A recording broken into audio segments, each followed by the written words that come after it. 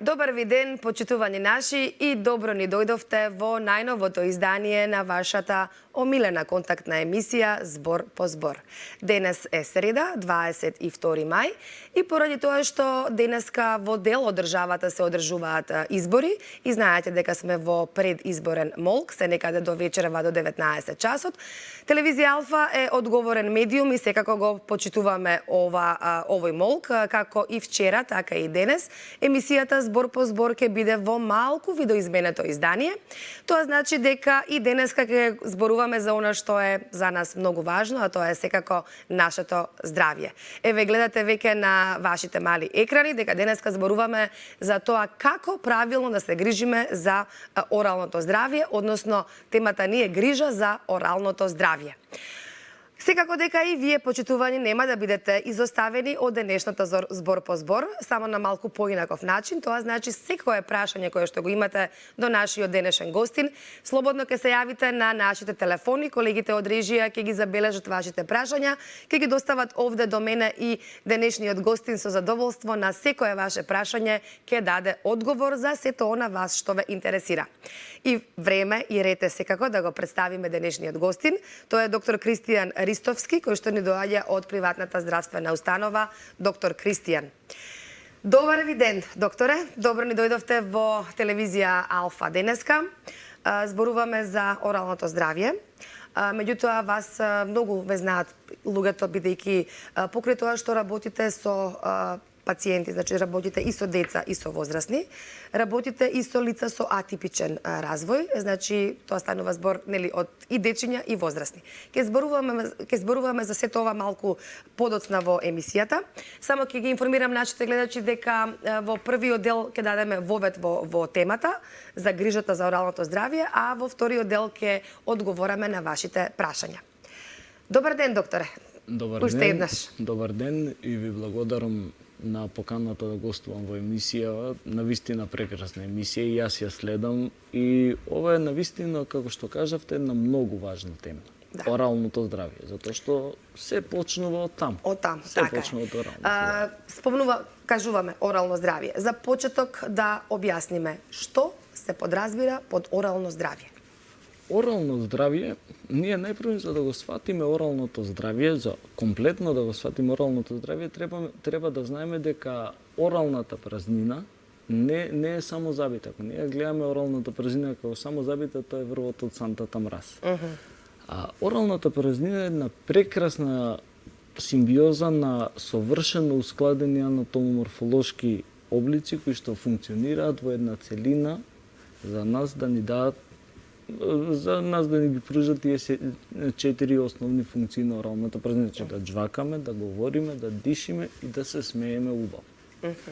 Оралното здравје ни представува целосно отсуство на било каква болест или патолошка состојба од било каков тип, без разлика дали е тоа бактериска, генетска, травматска, на сите овие структури во устата и во грлото.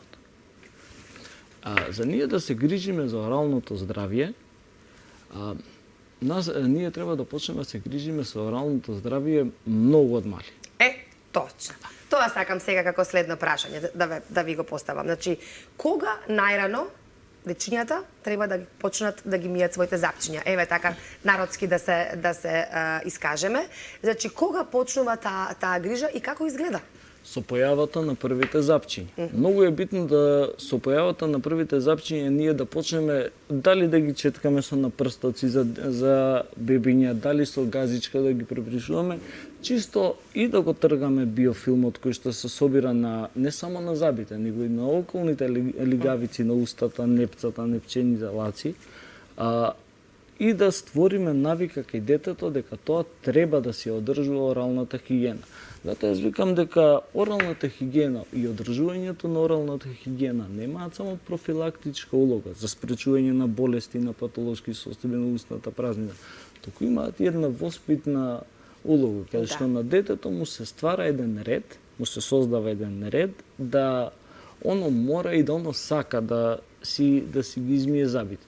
А исто така е многу пожелно кога сме више кај стварање редови, кај доброто чување на оралното здравје, да создадеме ред на детето и да оди на редовни систематски прегледи на стоматолог. Така.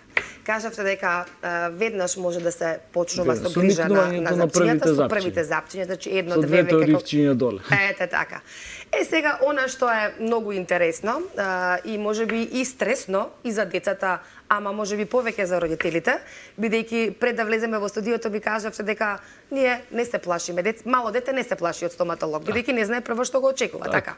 Како треба да изгледа подготовката на малото детенце за да го посети својот стоматолог и како стоматологот треба да му приде на детето? Како што дадовте на вистина многу бавоведна темава, дете од 3 или од 4 години не знае дека е страшно на стоматолог. Дете од 3 или 4 години има страф од непознатото. Да. Сега, кога ќе влезе тоа во стоматолошката ординација, влегува на една... Јас го замислувам тоа како да влегува на една сцена. Тоа влегува во театар во кој што главните глумци сме ние. Да. Дали ние ќе му прикажеме на тоа дете комедија или трагедија, зависи само од нас. И затоа прво детето кога се носи, не мора оно да се спрема дали ќе боли, дали нема да боли, дали ќе е страшно, дали не, ништо тоа. Ништо не му се стане, само дека одиме кај еден чичко. Кога ќе дојде детето на стоматолог, многу е битно да биде пречекано во една убава атмосфера, во осветлена просторија, со убави звуци, не со оној нападен стоматолошки мирис кој секако знае да створи верзија уште од мали години. Јас, моја пракса лично е на првите состаноци со детето, на првите прегледи, дури и не носам униформа. Да. Затоа што од мали Не деца... носите бел мантил или зелен, како не, го не. Униформата не ја дава способноста на докторот, него искуството и учењето, знаењето на докторот. Сега, кога детето нема да ме види прв пат во униформа, тоа нема веднаш да ме поврзе со болка, затоа што тогаш сигурно имало додир со некој од колегите здравствени работници кои што боцкаат, кои што зимаат крв. Да. И сите тие носат бели мантили, така и оно белиот мантил го асоцира со болка. Така е. Нема потреба да ме асоцира воопшто со болка. Можеме да си играме, може да допре све во ординацијата што може. Со тоа што сите оние предмети, нели кои што спомнав, кои што би го асоцирале детево на болка, јас пред тоа ги тргам. Јас спремам ординацијата за прв преглед, каде што се мора да биде асептично и чисто, и се мора да биде на свое место и се што е опасно далеко од очите, се што може да предизвика страф. Да. Ние можеме да го убедиме детето дека таа машинка е многу интересна, многу убава, дека столицата е возил. Тоа е буквално театар. Да. Многу убаво кажавте дека како театар вие го замислувате првата средба меѓу детето и стоматологот. И кажавте дека зависи од вас дали ќе биде тоа трагедија или комедија, ќе му го направите убаво чувството дека тоа не е ништо страшно, дека посетата на стоматолог е нешто што е нормално, така? Како да и се иде на фриз. чичко доктор му е тука за да му помогне, така, а не да му предизвика болка. Јас не сум чичко доктор. Јас за децата сум Кико. Кико, ете така. Бариерата од докторот одбивам да ја ставам помеѓу мене и детето, затоа што тоа е уште една бариера која што е непотребно таму, треба да се прескокне доколку е таму. Не ми значи мене тоа многу да ме некој ланча со титули, ако не можам да си ја завршам работата. А под завршување на работата не подразбирам само дека јас излечам запчево. Него при тоа, според Светска здравствена организација, здравје означува целосна благосостојба психофизичка. Така. Ако ја му го излечам запчето, а му нанесам психичка травма, сум направил поголема белја. Поголема белја, така е. Така е, докторе. Сега одиме понатаму, значи веќе навлегуваме полека во темата чекор по чекор. Стасавме до точката орално здравје. Како треба да изгледа оралната хигиена на забите или на устната празнина, шуприна, како ја викате вие, да кажам, професионално, докторски? Грижата за оралното здравје и за сите структури во устата најпрвин треба да почне со темелно четкање со мека четка. Зошто? Затоа што ние во текот на денот, со сето тоа што го внесуваме во устата, со јадење, со пиење, многу има пушачи, од самиот воздух што е загаден. Врз забите и врз оралната лигавица, која што ја прекрива целата устна празнина и гркланот, се таложи еден биофилм со бактерии. А како што реков, устата е една целина која што функционира урамнотежен. Дури ацидобазниот статус на устата, pH-то на устата е скоро на неутрално. Сега, со тој биофилм и со тоа pH, доколку тој биофилм е полн со бактерии, нашата уста е полна со бактерии. Меѓутоа, тие бактерии се навикнати да живеат Кај таму, нас, во така, таа средина. така. И тоа не се патогени бактерии. Туку се добри. Добри Така. бактерии. Тие се бактерии кои што се борат со патогените бактерии како би учествувале во нашиот систем на одбрана на забите. А исто така тука и циркулира плунката, која со незините ензими и со незината pH ја неутрализира устата. Да. Сега, доколку се создаде биофилм, доколку се поремети pH-то на устата во кисел, повеќе на ацидно да иде, ќе се размножат патогени бактерии. Сега, во зависност од тоа какви патогени бактерии ќе се размножат, дали ќе бидат тоа пародонтопатогени бактерии или ќе бидат кариогени бактерии, зависи од тоа какво заболување ќе добиеме, ако добиеме заболување на непцата. А доколку немаме време за тие бактерии да ги излачат киселините, да направат кариес, да влезат во пародонциумот, истиот тој биофилм се натоложува повеќе и тој калцифицира. А со неговото калцифицирање добиваме забен камен. Забниот камен ни носи една цела лепеза на дополнителни проблеми кои што може да сеат. И забниот камен содржи бактерии. Меѓутоа, он акумулира и дентален плак и под него, и под контактните точки на забите, кои што дополнително предизвикува и воспаление на непцата, може да предизвика и парадонтална болест, може да предизвика и повлекување на непцата заради травма, затоа што како се натоложува тој, непцата си бараат простори, си растат надолу. Така е. Така. Бидејќи забниот камен ја менува формата на самиот зап, така? Да, тој се натоложува и непцата нема кај да оди. Спомнавте два типа на бактерии, докторе. Да. Како, дали тоа зависи кој тип на бактерија ќе се размножи повеќе во устата, зависи од храната или од што зависи? Од тоа како се исхрануваме? Па не само како се исхрануваме, каков начин на живот имаме, генетските предиспозиции, многу фактори, значи многу фактори влијаат врз тоа какви заболувања. Јас ги генерализирав овака чисто за да заштедиме на време и за да не навлегуваме во некои специјалности на стоматологијата за кои што би ни требале месеци и месеци да објасниме. Меѓутоа, доколку се работи за кариогени бактерии, како што Streptococcus mutans, Staphylococcus aureus, било кои кариогени бактерии. Тие бактерии се ацидогени бактерии, значи тие сакаат кисела средина. Ако pH-то на устата падне во кисело, тие може да се размножуваат. Тие се ацидурични бактерии, а тоа значи дека излачуваат киселини. Сега, тие се бактерии кои што имаат способност, имаат афинитет према забните ткива, сакаат да се врзат на забот, на забниот емајл, на забниот дентин. Таму им е најубаво. И кога ќе се врзат таму, кога ќе почнат да ги лачат тие бактерии, тие киселини бактериите и нивните ензими, тие го размекнуваат емајлот. И со размекнување на емајлот ние всушност добиваме кариозна лезија. Неповратен процес кој што потоа треба да се третира на стоматолог. А доколку одиме често на стоматолог, како што рековме еднашка на 6 месеци за чистење, за контрола, има големи шанси стоматологот да го фати кариозниот процес уште кога е на почеток, во создавање, така. Кога се уште не е иреверзибилен. Кога се уште можеме ние да влијаеме со хемиски профилактички средства како би го спречиле неговото понатамошно ширење. А доколку веќе настане лезија, настане дупка, толкова размекнување, ние продолжаваме со третман. Се надевам дека продолжаваме со третман. Да. Значи, за да не дојде до тоа, потребни се, да резимираме, контроли еднашка во тек на 6 месеци и секако редовна хигиена на забите, четкање на забите и четкање на забите со какви четки препорачувате? Кажавте на почеток со мека, сега веќе зборуваме веќе за повозрасна популација. Па кога станува збор за повозрасната популација, јас би медиум четка е сосема доволно добра, со средна мекост, така. Да, со средна мекост за и убаво да се исчеткаат забите и убаво да се испразнат просторите помеѓу забите и непцата, затоа што таму знае да се собере во непчениот џеп многу храни, тоа да направи дополнителни проблеми и дополнително воспаление на непцата. Сега доаѓаме до оној момент кој што е можеби за нашата публика да кажам најинтересен. Зошто интересен? Бидејќи ќе зборуваме за протези. Значи од негрижа, полека ве воведовме во темата, од негрижа на зъбите, од нередовно одржување на редовна хигиена и од нередовно од посетување на стоматолог доаѓа до губење на зъбите. Да. Не може да функционира човечки организам, ние луѓето без зъби, така докторе.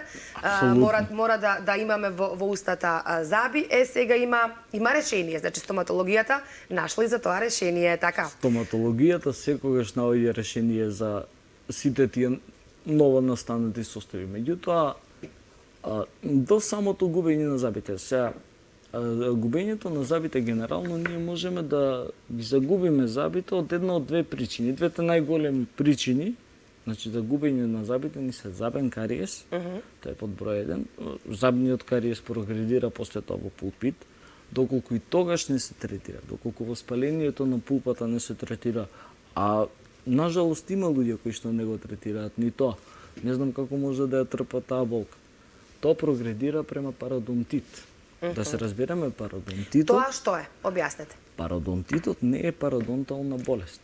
Туку? Пародонтитот е болест каде што од нервот, кој што бил воспален, настанува гноен процес, кој што се таложи, кој што формира процес на врвот на коренот на зъбот или било каде околу коренот на зъбот. Сега тоа се повеќе типови на пародонтити. И за тоа има решение. Како конзервативно, така и хируршко. Конзервативно преку ендодонски третман, ние ќе го исчистиме гнојот, ќе го издренираме гнојот, ќе го неутрализираме и привлекуваме коскени клетки како би го пополниле тој дефект кој што го направил гнојот, затоа што како спомнавме киселини лачат бактериите, киселини кои што ја разјадуваат коската и прават циста, односно празнина во нив. Цистична празнина во нив. Дали е циста зависи од тоа дали е обложен. Најчесто не, на такви можеме да им најдеме и ендодонски третман. Меѓутоа, доколку треба хируршки, може и хируршки третман преку апикотомија. Ја го отстрануваме врвот на коренот на зъбот, си се попунува со крв таа дупка што сме направиле. Крвта привлекува коскени клетки и се реорганизира во коска. Така да за едно добри 2-3 месеци имаме целосно функционален зъб, иако е авитален. Меѓутоа, Многу напред оди стоматологијата. Да. Многу. Доколку ние не ги третираме зъбите, доколку веќе дојдеме до терминалната фаза, без разлика дали од кариес, па сме дошле до пародонтит или од пародонтална болест, која што е повториот најголем причинител за загуба на зъбите. Пародонталната болест ни представува болест на потпорниот апарат на зъбот, на околните ткива. Пародонталната болест е де факто бактериска и де факто хируршка. Хируршки може да се реши таа болест. Пародонталната, доколку е во напредна фаза. Меѓутоа, доколку таа е бактериска, имаме пародонтопатогени бактерии кои што се населуваат во коските во околните ткива, го напаѓаат пародонциумот и периодонталниот лигамент на зъбот и полека зъбот ја губи својата потпора. Настанува ресорбција на коската и зъбот почиња да се клати. И самите зъби спаѓаат, така? Да. Верували ли не, и за тоа имаме решение во стоматологијата. Се прави операција на пародонциумот, пародонтална хирургија, каде што со вештачка коска, со биос или со било кој друг субституент на коската кој што го прават пародонтолозите. Рековме нема да навлегуваме во специјалистички гранки, меѓутоа сепак еве да кажем. Да. Се интегрира коската и повторно имаме здрав пародонциум околу ноколу. Меѓутоа, доколку ние тоа успееме да не го направиме, доколку ги изгубиме зъбите, тука настапува стоматолошката протетика во игра. Ете така. Сега, значи, полека доаѓаме, се качуваме скала до скала, доаѓаме до скала по скала, доаѓаме до протезите. Така. Она што е, претпоставувам, најинтересно за нашата публика, бидејќи по-возрастна публика сепак не следи. Какви видови на протези има и кој одлучува за каква протеза може да користи еден пациент? Најпрво... И мостови, нели, протези му тоа се. Целата протетика. Ете така. Па прво, протетиката е наука која што се занимава со проучување на загубата на зъбите причината на загубата на зъбите и ресорбцијата на околните ткива и нивно надоместување. Грубо можеме да ја поделиме протетиката на фиксна и мобилна. Така. Каде што фиксната протетика, како што самото име кажува, се занимава со изработка на фиксни протетски конструкции во форма на коронки, повеќе споени коронки една до друга се мост, и тие според металот може да бидат метал, керамика и безметална керамика. Тоа се веќе за естетски... Така, тоа е по избор на Тоа е по пациентите. избор на така. пациентот. Меѓутоа, ете, постои функционално каде што може да се надогради. И имаме мобилна протетика. Мобилната протетика се занимава со проучување на изработката на мобилни протетски надоместоци. Тие се парцијални, вадат, така? Да, се вадат, тие се Тоа се вилици. Народски, како што си ги знаат пациентите. Со изработка на вилици, еве да се изразиме, така, да. Вилиците според тоа дали ги надоместуваат сите зъби во устата, значи ако сме ги изгубиле сите зъби или дел од зъбите се останати во устата, се делат на парцијални и на тотални протези. Сега, кога ќе ги извадиме, ние кога ќе ги екстрахираме сите зъби, не завршува тука процесот. После тоа иде затварање на раната, иде ресорбција на пародонталниот гребен, на алвеоларниот гребен. Таа ресорбција, значи тој алвеоларен гребен, она што ни останува непцето на преостанатото непце во устата, цел живот се ресорбира, никогаш не престанува. Затоа ние викаме дека е хроничен, прогресивен, иреверзибилен и кумулативен процес тоа.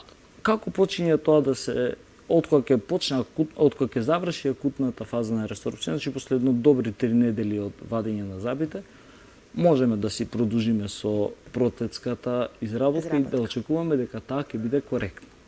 Да ве прашам, докторе, што е попрактично? Дали овие фиксни или мобилни? Или дали мостовите? Или вилиците? Што им е по-лесно за одржување на пациентите? За што има поголем интерес? Најпрви морам да кажам дека не станува збор за практичноста, која За можностите, така? Да, си има своји индикации и контраиндикации. Так. А доколку ние можеме на еден пациент да му обезбедиме, доколку еден пациент има услови за ние да можеме да изработиме фиксно протетско помагало, он е решен да има фиксен мост во устата, е многу убаво да направиме фиксна протетика. Меѓутоа, кога сака мобилна протетика, сака вилица, имаме тотална беззабост, например. Немаме ниту еден зъб, нема каде да се држи ни мост, ни парцијална протеза со неколку зъби, нели ништо. Тогаш имаме изработка на тотална протеза, на вилицата. Вилицата се изработува ако ние имаме доволно непце, доволно останат алвеоларен гребен, нели тоа што останува во устата после вадењето на зъбите, зимаме отисоци 3 недели, како што реков, после завршувањето на последното вадење на зъбите, и тогаш можеме да очекуваме дека отисоците ќе бидат коректни. А многу е битно за отисоците да бидат коректни, затоа што во мобилната протетика, посебно во тоталната протеза, најголем фактор има вакуумот. Тоталната протеза се држи, ретенцијата на тоталната протеза, значи е на принцип на вакуум, а тоа е многу голема сила, вакуумот.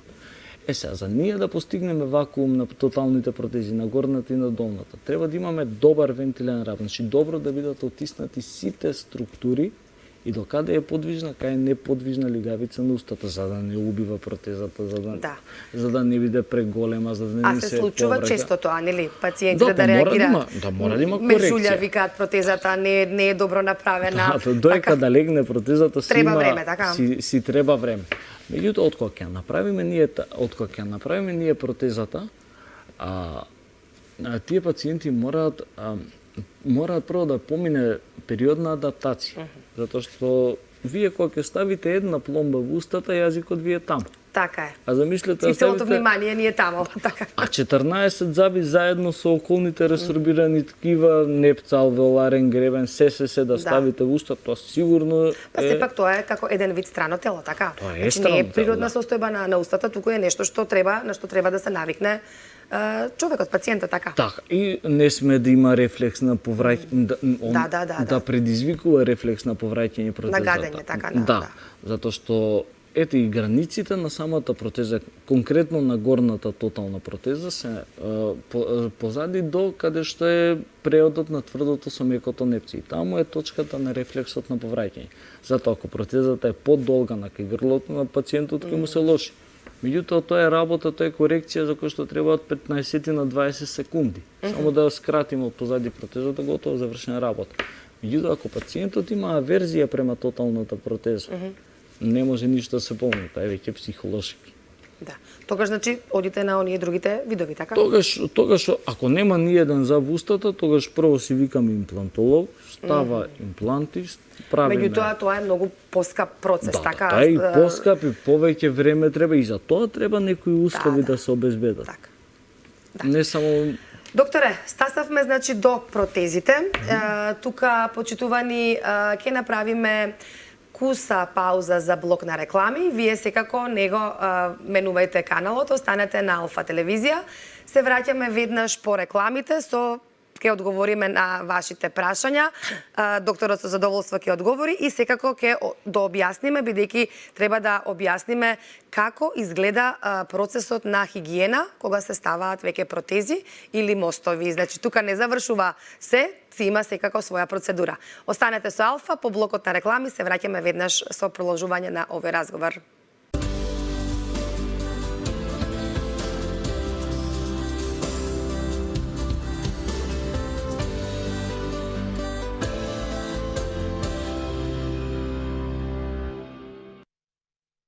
Добро ни дојдовте назад, почитувани, во вашата омилена контактна емисија Збор по збор.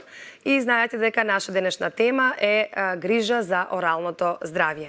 Зборуваме со доктор Кристијан Ристовски за оние кои што може би подоцна се вклучија во нашиот разговор, а на сите вас кои што од почетокот сте заедно со нас, ви благодарам и ви благодарам на прашањата кои што ги поставивте до нашиот доктор. Ние со разговорот стасавме до протезите, до фиксните протези и мобилните протези. Ке зборуваме сега за понатаму за тоа како се одржуваат овие протези, каква е нивната нега. Тоа не значи дека ако сме ставиле протеза и тука завршува се, ама пред да зборуваме за ова, би сакала да ги одговориме вашите прашања кои што пристигнаа од режија до нас. Сега вака, доктор Кико, може така да ви се обраќам, нели? Баба прашува за внучето. Внучето е на возраст од 3 години и 2 месеца. Родителите му ги четкаат запчињата 2 пати на ден, и наутро и навечер. Но и покрај хигиената, на детето му се јавуваат црни дамки. Бабата прашува на што се должи тоа, дали е неправилна нега или е можеби нешто што е поврзано со храната. Вака сега, процесот на кариес представува прво деминерализација на забните ткива. Мора да се створат киселини за да се одмекнат забните. Да, тоа го објаснивте убаво во првиот дел, ама еве накусо. Доколку они ги измијат забите. Значи детето, да речеме, ако детето јаде чоколада, сака чоколада. Добро. Нема проблем, нека изеде едно сега да не претеруваме, нели да не сватат нека изеде погрешно. цело чоколада, 2 чоколади нека изеде, ако треба нека ги изеде еднашка во ден. А доколку цело време во текот на денот каснува по коцка, по 2 коцки, ние цело време имаме налепување на храна врз забите, колку и да ги миеме, пак имаме стварање на киселини, пак имаме повеќе деминерализација, односно размекнување од репарација, односно стврднување на забиве, и пак ќе се јават кариеси. Сега, тоа што него му се јавуваат црни дамки по забите може да е едно од две работи. Може да е пигментација и може да е хроничен кариозен процес. Што значи тоа? Ке објасните? Па хроничен кариозен процес е кариозен процес кој што веќе подолго време го има во устата на забиве, меѓутоа со текот на времето тој може да стане инактивен, да не е активен и само да попримува пигменти од локалните бактерии, да се пребои. Така, Убаво би било да го исчистиме тоа. Тоа не е до негрижата, јас препорачувам миење на забите 2 пати во текот на денот, еднашка наутро и еднашка навечер, затоа што прво со динамиката на денешното живење мислам дека па и не сме во можност да ги миеме после секоја јадење забите, нели се реално? Така. Не знам и кој после секој јадење трчи у веце со четката да трља заби. Мислам дека многу малку луѓе, ако и било кој. Меѓутоа, се е тоа до внесувањето на храната. Значи сепак исхраната. Да, има големо значење во секој. Накратко кажано, да, тоа е Значи Благото, така кажавте, како што ве разбирам. Благото, соковите густи, исто така може. Она храна во која што има шекери. Смоки, чипсови, квики, грицки, исто тие се јаглени хидрати кои што се налепуваат на зъбите, даваат исхрана на бактериите кои што им треба и кисела средина и им треба јаглени хидрати да се размножуваат, да растат и да лачат повеќе киселини и правиме кариес на зъбите. Да. Имаме уште едно прашање од гледачи, тоа е каде се наоѓа вашата ординација, доктора? Еве има гледачи кои што сакаат да ве посетат. Слободно нека ме посетат. Мојата ординација е отворена од 10 наутро до 6 попладне, работам на закажување, а се наоѓа во населбата Бардовци на улица 4 број 1. Значи веднаш во истата куќа со маркетот Ралекс. И може лесно да ве најдат на социјалните мрежи, на Facebook како доктор Кристијан Ристовски. На мојот број јас ќе им пратам локација на Вибер, многу лесно се наоѓа. За тие што не знаат кај е Бардовци. Многу можете и вашиот телефонски број ако сакате да го оставите, мојот како сакате. Мојот телефонски број е 071 350 394 и доколку имате било каква потреба може да ми се јавите во било кој време. Сега имаме прашање за чистењето на кариесот. Доколку е непцето повлечено? И има болки од постапката за чистење. Има ли некој друг начин да биде ова сепак безболно? Чистењето на кариесот само по себе знае да биде болна процедура заради тоа што на спојот на двете забни супстанции, емајлот и дентинот, се отвараат многу хаверсови канали, ги викаме ние, тоа се каналчиња кои што се полни као со влакненца од нервни завршетоци и е болно. Меѓутоа, за да биде целата процедура безболна, ние можеме во секој момент да ставиме локална анестезија на тој зап или блок анестезија доколку треба половина од долната вилица ќе ја блокираме, можеме да направиме било каква процедура без они да почувствуваат болка. Во стоматологијата е таа анестезија што ја ставаме со претенки иглички со цел да направиме што е помала травма можно на околните ткива и со тоа помалку болка. Така и анестезијата не е болна нити па процесот. Едино што е болно е тоа што луѓето го поврзуваат стоматологот со болка, како што рековме, од претходни лоши искуства. Се трудам тоа да го избегнам. Да го тргнете тоа, така да не се сваќа професијата стоматолог или одењето на стоматолог како нешто болно или страшно, туку баш напротив да биде, како кажавте, го споредивте тоа со одење во одење на фризер. Сега на фризер, не и на фризер, вие мора да одите на фризер, да се средите, мора да дојдете на стоматолог да изчистите забен камен. Нити тоа боли, нити ова боли. И таму има машини кои што пуштат звуци и ваму имаат машини. Сега колку ќе биде страшен стоматологот зависи и од стоматологот, меѓутоа зависи и од вашата перцепција и од вашата грижа, тоест не грижа за оралното здравје, оралната хигиена. Ете така, имаме уште едно прашање од гледач, вели дали има возрастна граница до кога може да се постават вилици во устата? Не, јас се надевам дека ќе имаме пациенти кои што на што подоцнежна возраст ќе дојдат, ако и воопшто дојдат до протези, затоа што нашата прва цел како доктори е сочувување на оптималното здравје на зъбите и околните ткива во устната празнина. Затоа што тоа, осим на локално ниво, доколку ние ги немаме сите зъби, доколку ние немаме здрави зъби, ние не можеме да ја соџвакаме храната како што треба. Таа храна парцијално соџвакана ќе ја голтаме, нема да можеме да ја свариме како што треба, што ќе си донесе до разни дефицити, разни проблеми во гастроинтестиналниот тракт, анеми и така дали и така дали. Да. Значи сепак да се зачува она што е тоа што е ваше, чувајте си така. А веќе ако дојде, можеме кога сакате. Да. Нема никакво. Значи нема ограничување возрастна граница до кога може да се ставаат вилици. И уште едно прашање, пациентка со канцер прашува, која што прима хемотерапија, носи протеза на долни